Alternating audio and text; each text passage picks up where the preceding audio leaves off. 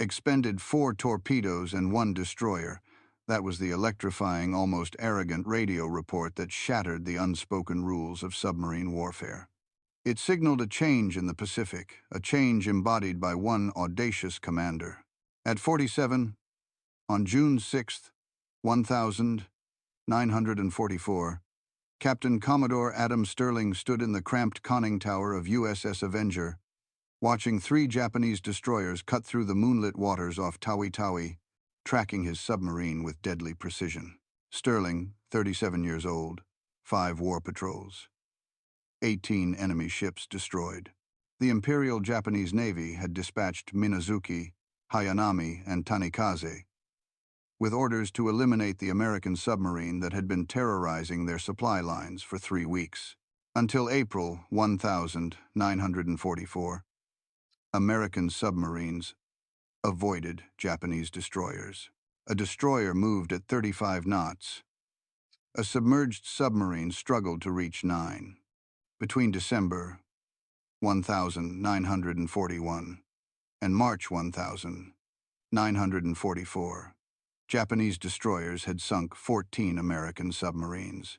0 American submarines had sunk a Japanese destroyer, while both vessels actively engaged in combat. Captain Stirling changed that equation on April 13th. When the destroyer Ikazuchi charged Avenger's position at flank speed, every officer on the bridge expected Stirling to run. Instead, he ordered flank speed ahead straight at the destroyer. At 900 yards, Avenger fired 4 torpedoes in a spread pattern. 2 torpedoes struck amidships. The destroyer exploded and sank in 5 minutes. Stirling's radio report, expended 4 torpedoes and 1 destroyer, became famous throughout the Pacific Submarine Force. Admiral Isoroku Yamamoto, Commander-in-Chief of the Japanese Combined Fleet, didn't find it amusing. Between January and May 1944, Japan had lost 23 destroyers.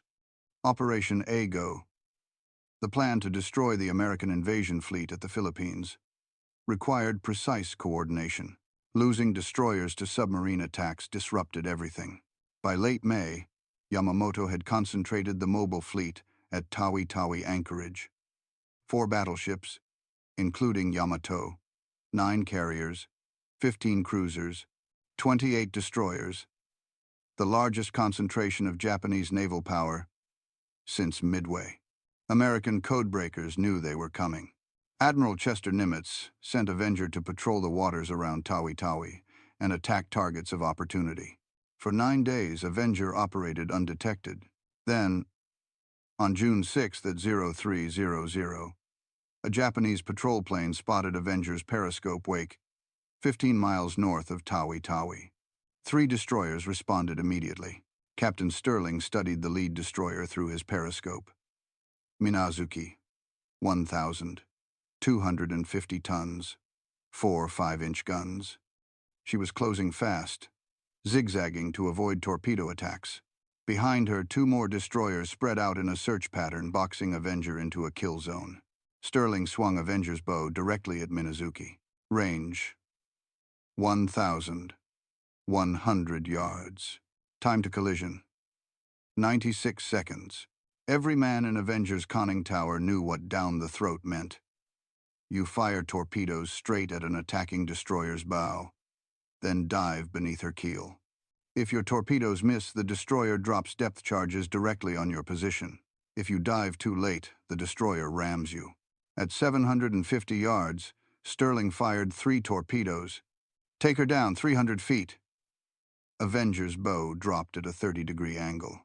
40 seconds after firing, 2 explosions shook Avenger so violently that light fixtures shattered. Then a 3rd explosion lifted Avenger's stern 6 feet before slamming back down. Stirling climbed to periscope depth. Where Minazuki had been, he saw debris in an oil slick. The destroyer had broken in half and was sinking. The other 2 destroyers were racing away, dropping depth charges at random.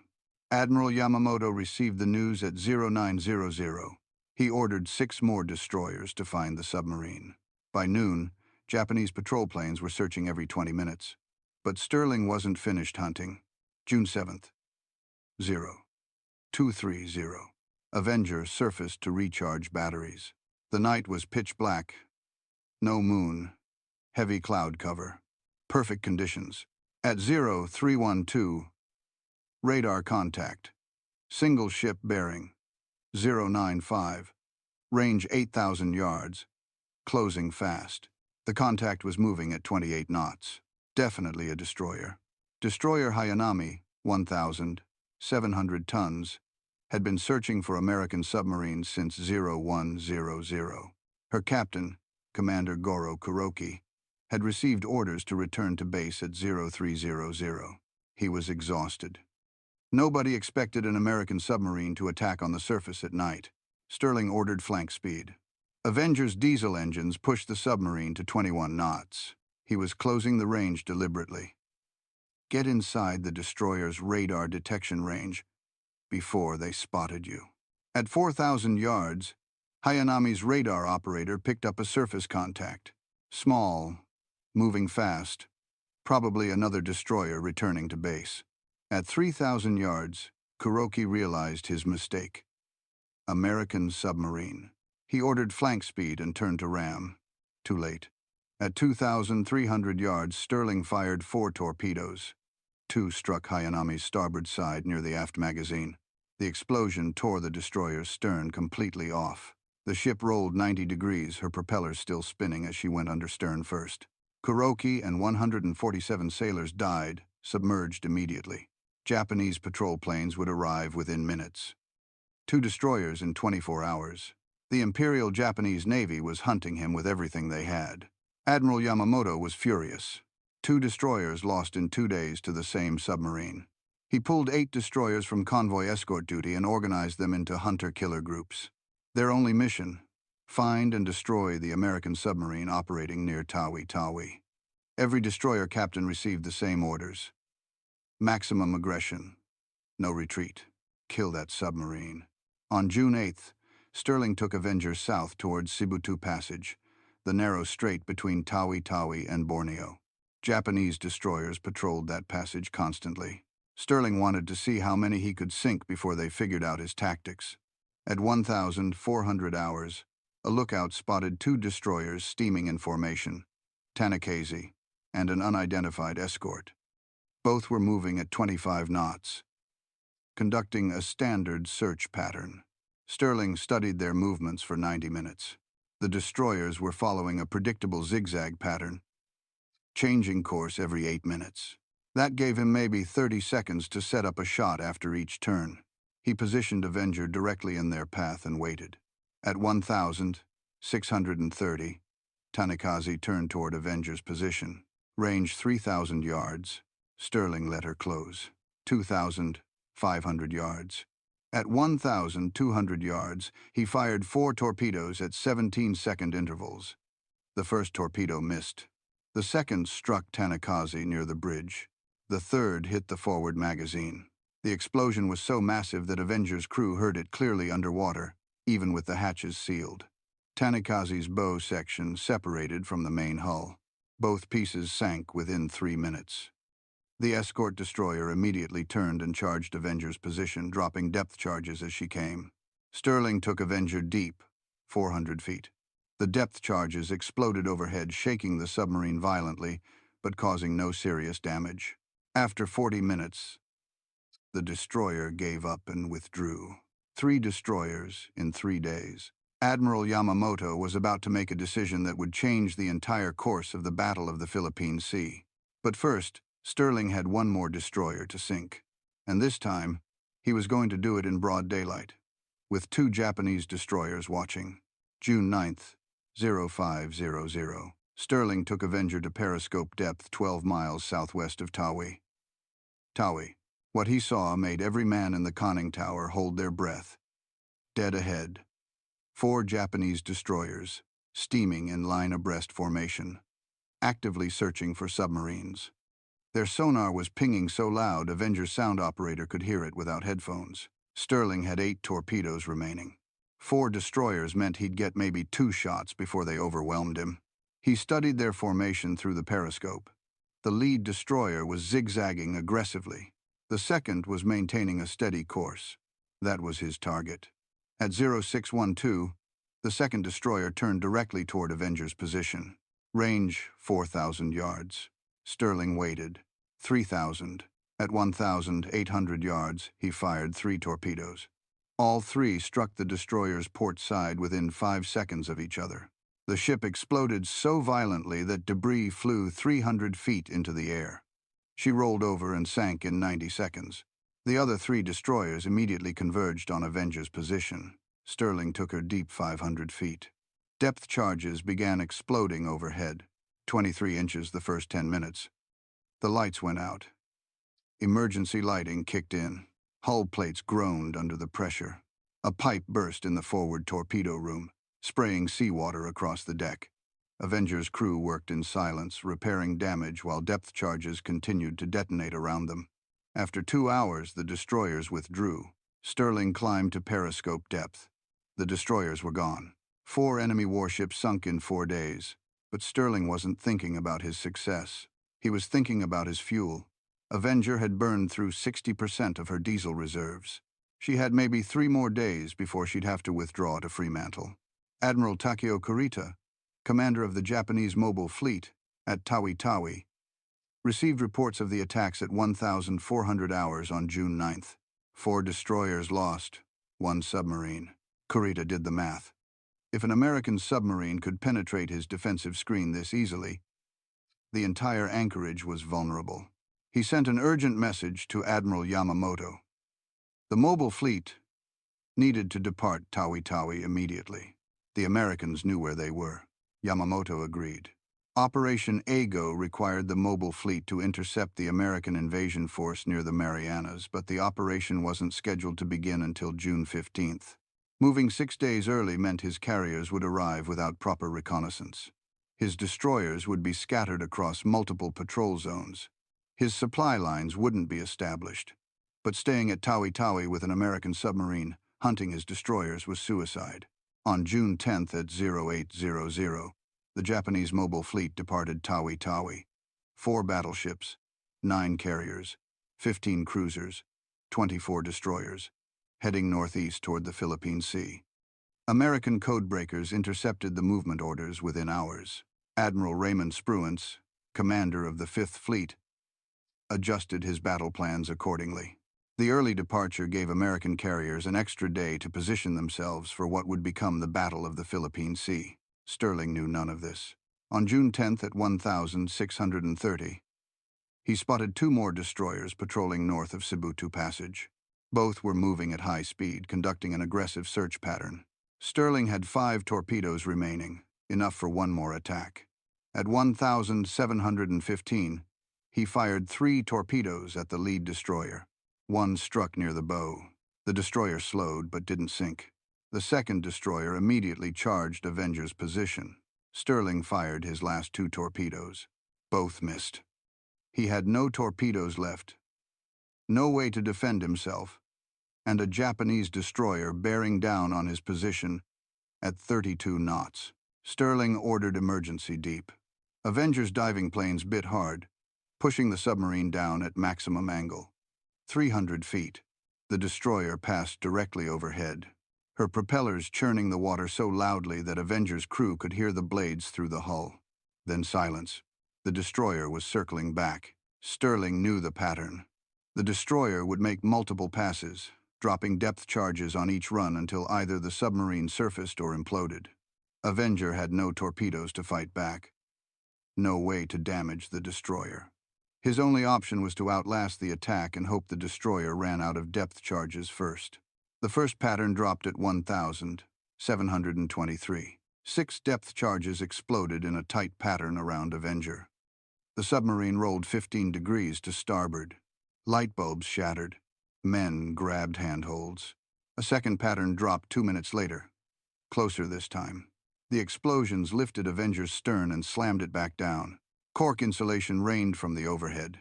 A hydraulic line burst in the control room. For 90 minutes, the destroyer hunted Avenger. 42 depth charges. Most exploded too shallow or too far away, but 3 came close enough to crack gauge glass and spring minor leaks. Sterling kept Avenger at 500 feet, moving at 2 knots, making as little noise as possible. Finally, at 1,900 hours, the destroyer withdrew. She'd exhausted her depth charge supply. Sterling waited another hour before surfacing. The ocean was empty. No destroyers, no patrol planes, just darkness and the sound of diesel engines recharging batteries. Avenger limped south toward Fremantle at 8 knots, preserving fuel. She arrived on June 26th, after a 17-day patrol. The moment Avenger tied up at the pier, Admiral Nimitz was waiting. He'd been tracking Sterling's patrol reports via radio intercepts. 5 destroyers attacked, 4 confirmed sunk, 1 damaged. In 12 days, the most successful anti-destroyer patrol in submarine warfare history. Nimitz awarded Sterling the Navy Cross on the spot. Then he asked the question every submarine commander dreaded, "Can you do it again?" Sterling's answer was immediate. "Give me torpedoes, and I'll sink 10. Avenger's crew spent July in Fremantle, undergoing repairs and resupply. Sterling trained new crew members on down-the-throat attack tactics. By late July, every submarine commander in the Pacific had studied Avenger's patrol reports. The tactic worked. Between June and August 1944, American submarines sank 14 Japanese destroyers using variations of Sterling's aggressive approach. On August 5th, Avenger departed Fremantle for her 6th war patrol. She'd been assigned to operate as part of a 3-submarine wolf pack with USS Stingray and USS Barracuda. Captain Sterling was in charge. Their mission: patrol the waters west of Luzon and attack Japanese shipping heading to the Philippines. The patrol started well. On August 21st, the wolf pack intercepted a 16-ship convoy off Palawan Bay. In a coordinated attack, they sank 4 cargo ships, totaling 22,000 tons. On August 22nd, Avenger and Stingray attacked 3 coastal defense vessels off Batangas. All 3 sank. Avenger was credited with destroying 2 frigates, Matsue and Hiburi. By August 23rd, Stingray had expended all her torpedoes and withdrew from the patrol. That left Avenger and Barracuda operating together off Desal Bay on the western coast of Luzon. Japanese intelligence had tracked the wolf pack's movements. They knew approximately where the American submarines were operating, and they'd sent something special to deal with them. At 0453 on August 24th, USS Barracuda submerged 4 miles off Hermana Island. Through her periscope, she could see Avenger on the surface, 4,500 yards to the south. Both submarines were preparing to attack a damaged Japanese destroyer that Stingray had torpedoed the previous day. Then Barracuda's sonar operator heard something that made his blood run cold. Echo ranging. Close. Getting closer. 2 Japanese escort ships were closing on Avenger's position. CD-22 and minesweeper PB-102. Both were moving at 18 knots, conducting an active sonar search. They'd been hunting American submarines for 3 days. Japanese intelligence had intercepted radio transmissions between Avenger, Barracuda, and Stingray during the Palawan Bay attack. They knew the wolf pack was operating somewhere off Desal Bay. Barracuda's captain immediately ordered his submarine deep and silent. He watched through his periscope as the 2 Japanese ships closed on Avenger. At 0520, Barracuda's radio operator tried to warn Avenger. No response. Either Avenger's radio was off or she was already preparing to dive. At 0530, Avenger crash-dived. The Japanese ships were less than 2,000 yards away. Sterling had seen them at the last possible moment. He took Avenger down fast, ordering flank speed and maximum dive angle. The submarine descended at 35 degrees, her diesel engine still running as she submerged, leaving a massive bubble trail on the surface that pinpointed her exact location. CD-22's sonar operator had a perfect contact. Range 1,200 yards. Depth approximately 200 feet. Still diving. The escort ship's captain ordered an immediate depth charge attack. At 0547, CD-22 made her first pass over Avenger's position and dropped the full pattern of depth charges set to detonate at 250 feet. The explosions bracketed Avenger perfectly. At least 3 detonated within 50 feet of her hull. The submarine's pressure hull cracked near the after torpedo room. Seawater flooded in at tremendous pressure. Avenger's stern flooded completely within 90 seconds. The submarine's bow rose sharply as the stern dragged her down. Sterling ordered all ballast blown. Emergency surface. The compressed air system fought against the flooding, but there was too much water in the stern compartments. Avenger couldn't reach the surface. At 0552, CD-22 made a second depth charge run. This pattern hit even closer. The explosions ruptured Avenger's main pressure hull in multiple locations. The control room flooded. All electrical power failed. Emergency lighting went dark. At 600 feet, well below her maximum operating depth, Avenger's hull began to implode. Bulkheads collapsed under pressure. Compartments crushed like tin cans. The submarine was gone in less than 3 minutes from the first depth charge impact. At 0600, CD-22 and PB-102 reported a successful kill. Large quantities of oil, wood debris, and cork floated to the surface. The Japanese ships circled the area for 2 hours, dropping additional depth charges to ensure the submarine was destroyed. They recovered no survivors. All 79 men aboard Avenger died. Captain Adam Sterling, radioman Charles Chuck Dalton, who'd earned a Bronze Star for the destroyer kills in June. Every officer and sailor who'd helped make Avenger the most feared submarine in the Pacific. USS Barracuda remained submerged until nightfall. Her captain filed a contact report describing Avenger's loss. The message reached Admiral Nimitz at 0800 on August 25th. Nimitz immediately suspended all submarine operations in the Dassault Bay area and ordered every boat to withdraw to safer waters. The news reached the United States in early September. The Navy Department announced that USS Avenger was presumed lost with all hands. No additional details were provided. Submarine operations were classified. The American public wouldn't learn the full story of Avenger's 5th patrol until after the war ended. But the Japanese knew. Admiral Yamamoto received the report on August 26th. The submarine that had terrorized his destroyer fleet for 3 months was finally gone.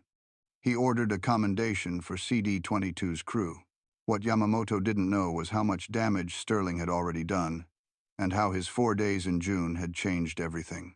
The Battle of the Philippine Sea began on June 19th, 1944, 9 days after Avenger sank her 4th destroyer off Tawi Tawi. Admiral Kurita's mobile fleet engaged Admiral Spruance's 5th Fleet in what would become the largest carrier battle in history. 15 American carriers faced 9 Japanese carriers. 900 American aircraft against 430 Japanese aircraft. The battle lasted 2 days. American pilots shot down 376 Japanese aircraft while losing only 30 of their own. American pilots called it the Great Marianas Turkey Shoot.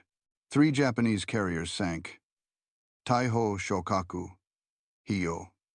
2 battleships damaged. 1 cruiser sunk. The Imperial Japanese Navy lost 75% of its carrier air groups and would never recover. But the battle might have gone differently if Admiral Kurita had arrived on schedule. His original plan called for the mobile fleet to depart Tawi Tawi on June 15th. That would have given his reconnaissance planes 4 days to locate the American fleet before the battle began. His carriers would have been fully supplied. His destroyer screens properly organized. His battle plan coordinated with land-based aircraft from the Philippines. Instead, Avenger forced him to leave 6 days early. Kurita arrived in the Philippine Sea on June 14th with his fleet scattered across 200 miles of ocean. His reconnaissance aircraft had burned through their fuel reserves during the early departure and couldn't conduct proper searches. His destroyers were still regrouping from anti-submarine patrols around Tawi Tawi, and his supply ships were 3 days behind schedule. When American carrier aircraft found Kurita's fleet on June 19th, his carriers were still launching aircraft. His combat air patrol was undermanned. His fleet formation was disorganized. The Great Marianas Turkey Shoot happened because Kurita wasn't ready. And Kurita wasn't ready because Sterling had sunk 4 destroyers in 4 days and convinced the Japanese that Tawi Tawi was too dangerous. Admiral Nimitz understood this immediately. In his post-war memoir, he wrote that Avenger's 5th Patrol was the most strategically important submarine operation of the Pacific War. 4 destroyers sunk meant 4 fewer escorts, protecting Japanese carriers. But forcing the mobile fleet to depart early meant the entire Japanese battle plan collapsed before the first shot was fired. Between December 1941 and August 1944, American submarines sank 1,314 enemy ships, totaling 5.3 million tons. Japanese merchant vessels, cargo ships, tankers, troop transports, but only 29 warships. Most submarine captains avoided warships. Too dangerous, too well armed, too fast. Stirling proved that submarines could hunt warships successfully.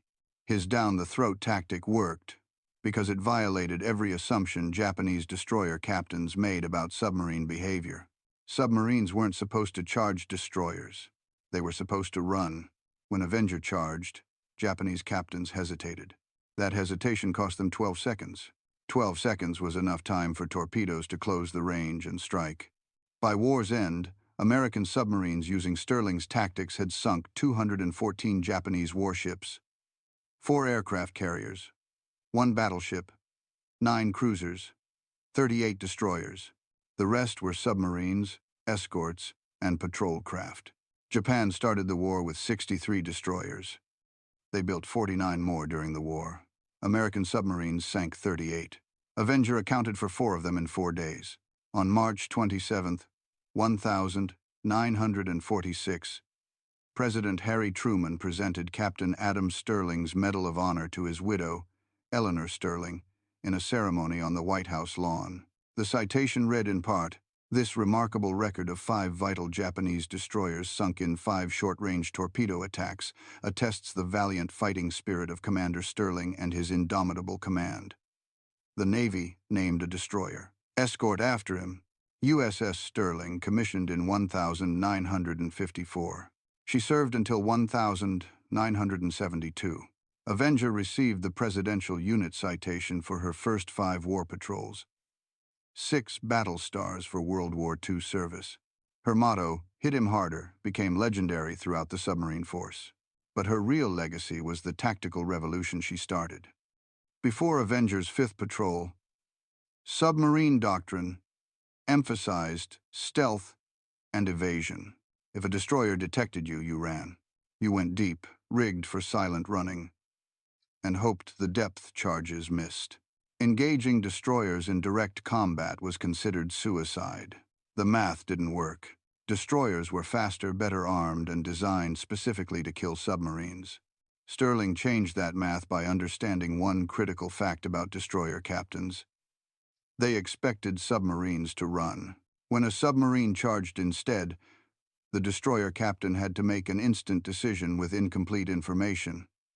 Turn left, turn right, maintain course, fire guns, all while torpedoes closed the range at 46 knots. Most captains chose wrong. By the time they realized their mistake, the torpedoes were already hitting. Between June and December 1944, 12 American submarines adopted Stirling's aggressive tactics. USS Tang sank 2 destroyers. USS Trigger sank 1. USS Barb sank 1 destroyer and damaged another. USS Flasher sank 3 escort vessels using down-the-throat attacks. The tactic's success rate was 63%. For every 5 attacks, submarines sank 3 destroyers and damaged 1 more. Only 1 in 5 attacks failed completely. Japanese destroyer captains adapted. By late 1944, they developed counter-tactics. When a submarine charged, destroyers would turn away and circle back, forcing the submarine to expose her broadside to torpedo attacks from other destroyers in the formation. Or they'd slow down deliberately, letting the torpedoes pass ahead while closing for a ram. The tactic still worked, but the success rate dropped to 40%. American submarine losses increased. Between August and December 1944, 9 submarines were lost to destroyer attacks. Tang sank on October 24th when her own torpedoes circled back and hit her. Avenger went down on August 24th. Darter ran aground on October 23rd. while pursuing a destroyer. But even with higher losses, submarines were sinking more enemy ships than ever before. The aggressive tactics worked. Admiral Nimitz faced a difficult choice: recall all submarines and return to defensive tactics, or accept higher losses in exchange for destroying Japan's convoy system completely. He chose aggression. Between January and August, 1,945 American submarines, operating under aggressive patrol doctrines, sank 437 Japanese merchant ships and 53 warships. By August, Japan had less than 25% of the merchant tonnage it started the war with. The home islands were starving. Factories were shut down for lack of raw materials. The Imperial Japanese Navy couldn't fuel its remaining ships. Stirling never saw any of this. He died 3 months after his greatest victory, killed by the same type of escort ship he'd spent a year learning to destroy. But his tactics continued. Every submarine commander in the Pacific studied Avenger's patrol reports. Every attack plan referenced the down-the-throat doctrine. Every torpedo solution included calculations for charging destroyers. On May 22, 2024, 80 years after she sank, an underwater exploration team, led by Tim Taylor and the Lost 52 Project, discovered Avenger's wreck in the South China Sea. She sits upright on the seafloor at a depth of 3,750 feet, 12 miles west of Dessau Bay, where she made her last dive. Her pressure hull remains mostly intact except for depth charge damage near the conning tower. The wreck is a protected war grave. No salvage operations are permitted. But finding Avenger meant something more than locating a shipwreck. It meant bringing closure to families who'd waited 80 years for answers. And it meant honoring 79 men who changed naval warfare forever. Today, Avenger's story lives on in unexpected ways. At the United States Naval Academy in Annapolis, Maryland, submarine tactics instructors still teach the down-the-throat attack as a case study in aggressive warfare. Not because modern submarines use the same tactic. Modern torpedoes are wire-guided and don't require close-range attacks, but because Stirling's approach demonstrates a fundamental principle. When your enemy expects you to run, charging often works better than hiding. The Naval History and Heritage Command maintains Avenger's complete patrol reports in their archives. Every radio message, every torpedo firing solution, every depth charge attack. Researchers studying submarine warfare in the Pacific can trace exactly how Stirling developed his tactics across 6 war patrols. His reports show a commander who learned from every encounter, refined his approach constantly, and never stopped looking for ways to sink more enemy ships. Captain Stirling's grave is at Arlington National Cemetery in Section 59, grave 874. His headstone lists his rank, his dates of service, and one line: families of Avenger's crew visit every year on August 24th, the anniversary of her sinking. They place flowers. They share stories about grandfathers and great-uncles who died at 22 or 25 or 37, fighting a war most of them never expected to survive. The 79 men aboard Avenger came from 38 states: farm boys from Iowa, factory workers from Michigan, college graduates from California. They volunteered for submarine duty, knowing the casualty rates. 22% of submariners who served in World War II died. That's the highest percentage of any branch of the American military. They knew the odds. They served anyway. Charles Dalton, the radio man who earned a Bronze Star for his role in sinking 5 destroyers, was 24 when he died. Captain John Malden, who survived Avenger's sinking and later became an admiral, spent 50 years telling their story. He died in 2010 at age 90. The last survivor of Avenger's crew, Ensign Paul Brady, died in 2022 at age 98. With his death, no one who served aboard Avenger remains alive to tell their story firsthand. That's why stories like this matter. These men left behind patrol reports and radio messages and Medal of Honor citations. But those documents can't convey what it felt like to charge a destroyer at flank speed, or hear depth charges exploding overhead, or watch your captain make decisions that meant life or death for everyone aboard.